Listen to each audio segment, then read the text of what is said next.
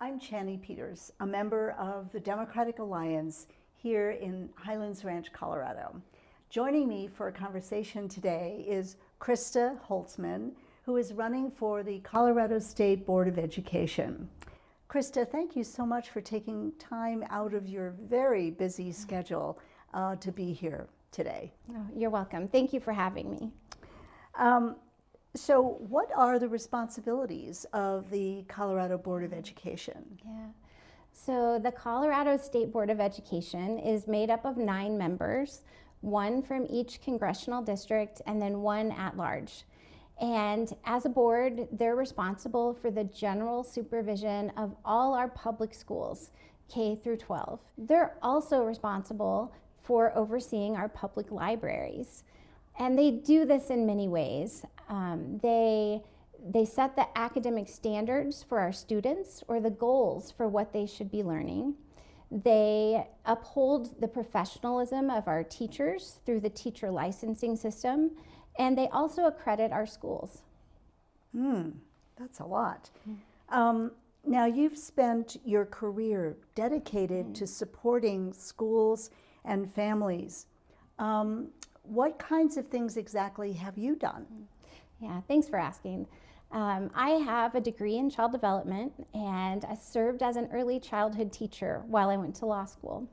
And after becoming an attorney, I worked to support children and families. Right after graduation, I was the director of the Iowa Child Protective Training Academy. And then I went on to serve as an assistant state's attorney and handled child abuse and neglect cases.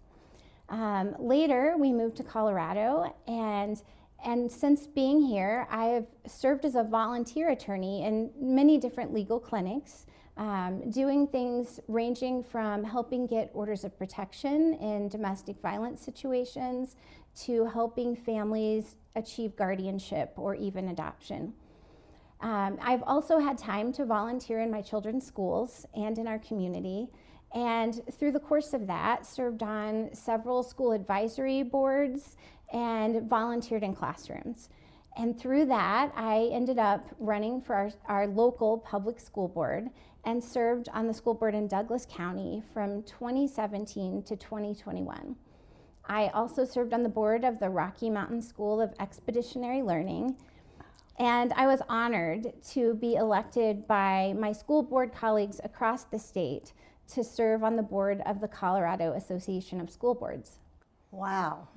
And you had children in the public school system, right? When Yes. they were in school. Yes, we do.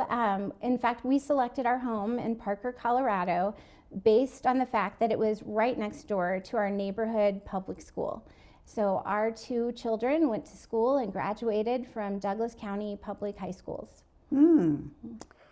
So your experience in advocating for public schools and students would really strengthen the board in fulfilling its responsibilities, right? Yeah. Thank you. Yes, I see serving on the State Board of Education as really an extension of my professional career and also the way I've spent my personal time volunteering, which is to support students. Well, that's interesting because I am not aware that your opponent has spent any time supporting public schools or in public education. Yeah, I'm not aware of that either. Why do you think that public education is important in Colorado? Yeah, public education is so important. You know, all our public schools, neighborhood, charter, magnet, and online, are critical to the success of our students. You know, nearly 95% of the K through 12 students in Colorado attend one of our public schools. And so it's first and foremost important for our students. It's also important for our communities. You know, our public schools prepare our workforce that drive our economies, and they're often the largest employer in our areas that we live in. And finally, public schools are important because they are pillars of our democracy. You know, I think it was Thomas Jefferson that said it's up to all of us to educate and inform the whole mass of the people because they are the only sure reliance for the preservation of our liberty. And it's just really important. You know, the success of America, we can credit to our educated citizenry, and your ability to receive a high quality education should not depend on who your family is or the wealth that you have. I remember someone saying that the quality of your education should not depend on your zip code.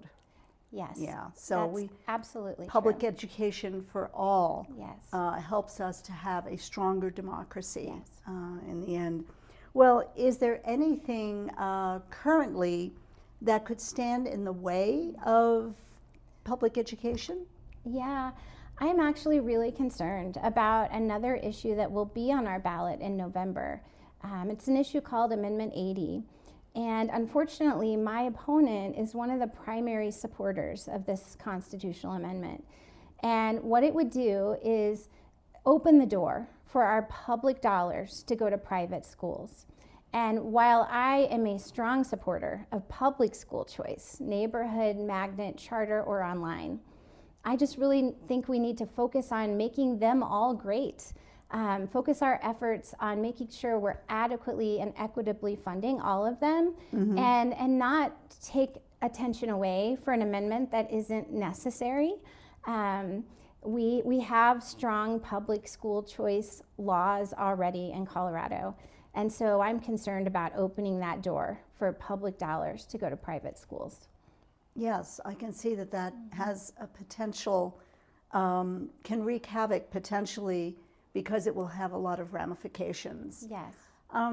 Well, tell me, what have you learned as a parent, as an educator, and as somebody on the board that you learned from being involved in your children's public school education? Well, by being involved in volunteering in public schools, it really just strengthened the appreciation that I already have for our outstanding teachers. It's so important that we support them and that we form strong partnerships between our families and our teachers and our schools and communities. And I would love to be able to help us do that on the state board. So, Krista, in the few minutes we have left, I'm wondering if you could summarize what you would like our viewers and our voters to take away from this conversation. Yeah, well, thank you for asking that.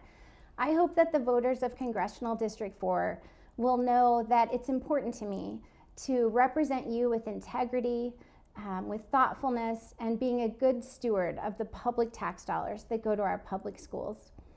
And I will focus on the fundamental things that help improve each and every student's success. I will support outstanding teachers, and I will advocate for fair and equitable funding for all our schools, no matter your zip code. And finally, I would also encourage those strong partnerships between teachers and families and schools and communities. Krista, that's terrific. I hope that our viewers will really consider the choice that they have between you, who's spent an entire career helping students in schools to succeed, versus your opponent who doesn't seem to have had any experience in the public school system, including having children in the public school system. So thank you so much for coming in and talking with us, and best of luck to you. Oh, thank you. Thank you so much for this opportunity.